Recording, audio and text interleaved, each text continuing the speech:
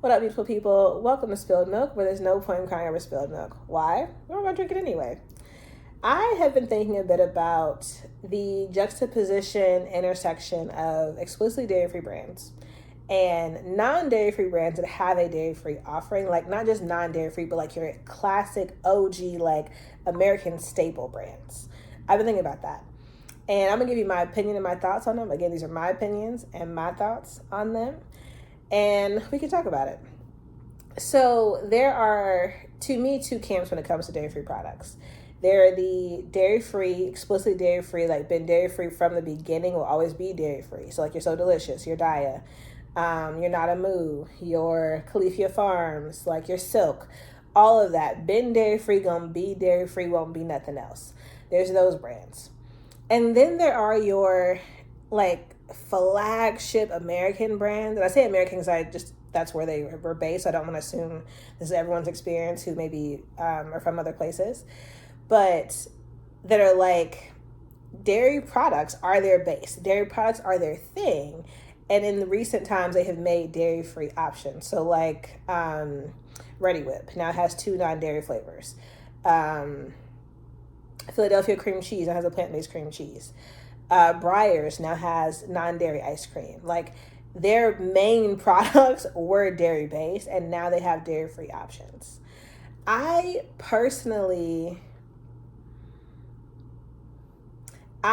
value the OG dairy-full brands bringing out dairy-free options because I believe that because they have reputation, because they have brand identity, because they have some things on the line, if this doesn't go well, they're not just going to put out anything and just hope it works. Like they're going to put in the time, the research and development, the effort, the hours to make sure it's a good product.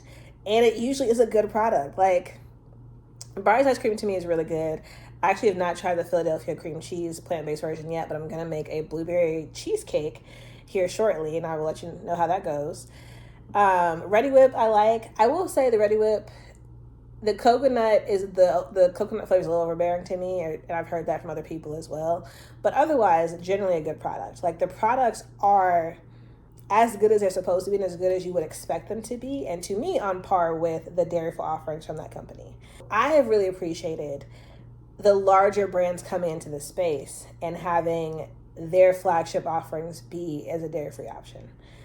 The counter to that is, or the question is like, does that crowd out the explicitly dairy-free companies that have been in it from the beginning, that have provided options when there were no other options, that have been dedicated to the cause and the cause just being dairy-free for a really long time? Like the almost like loyalty to those brands over the brands that have been raking in the dough for a while and now just working in more dough because they're now offering dairy-free options. Not necessarily because we can't say either way if it's out of the goodness of their heart or not, but probably because that market's growing. Like it's to make money versus other companies that are mission driven that are here for either the good of people with food allergies, because they feel really strong about animal welfare, because of they feel strong about the environment, like whatever that is. Typically those companies are mission driven.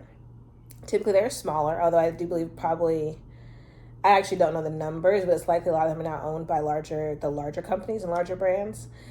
But they started as mission driven, and they started with a purpose and a point to serve either people, the environment, or animals, or all three.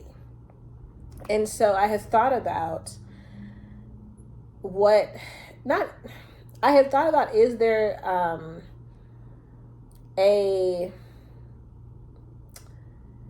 an obligation to support the brands that have been at it the longest, who are at it for the good, for a mission purpose, or not? Or if there's, this is maybe too existential to be a thing, but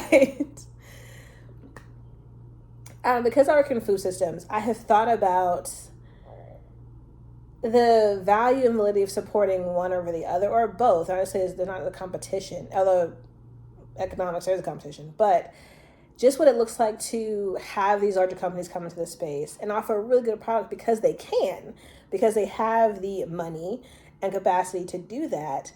And if it comes to a point of like competing with and crowding out the smaller brands that have been doing this for the love of doing it, for the sake of a mission and a purpose, and what that looks like. But also, if genuinely I enjoy the products of the bigger companies, but also I enjoy them because they have the money to put into them to make a better product. And so I personally just have a back and forth sometimes about like wanting to buy the things that I really enjoy, but also just having this larger thought as a food systems person about what that looks like for like options, opportunity for like smaller businesses coming to the space, for being able to stay into the space, for being able to really have a shot at providing their product in the way they want to provide it, around sustainability, around like mission, around communication of their vision. And you're going up against like a huge food conglomerate. Like, what does that look like and mean, especially for as a consumer? What does that mean? And I don't have any answers on that. I just have thoughts and considerations of like, there are some products I do genuinely enjoy that are from the bigger brands. There are some products I enjoy that are from the smaller brands. And also this question of, is it really a smaller brand, or have they gotten bought by a bigger brand? And you're just, because to be frank, most of, I think 5 major food companies own like, I don't make up a number, the majority of packaged goods sold in the US when it comes to food. So when you think you're getting like your Annie's or your Applegate, you're really getting your Hormel, because Hormel owns Applegate, or who owns Annie's? I have to look that up and put it in the comments. But the illusion of smaller business and supporting them versus the reality of how they already gotten bought, which is not any shade to anybody. Like if that's what it is, that's what it is.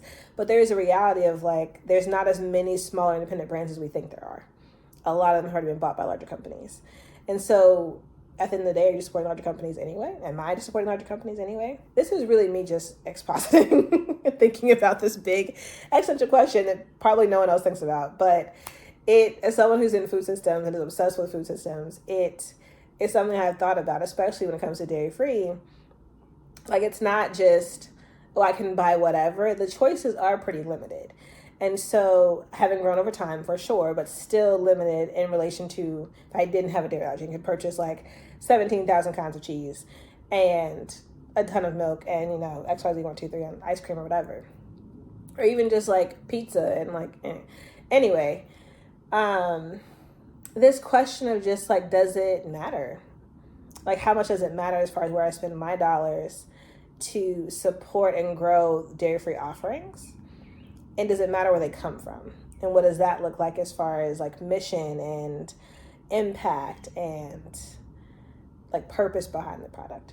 I don't know, but I thought about that a bunch. And recording the ice cream video where I realized like one of my favorite ice creams, actually only one of my favorite ice creams is from an explicitly dairy-free brand, was interesting. It got me thinking back on this topic. So let me know your thoughts, y'all. And that's it.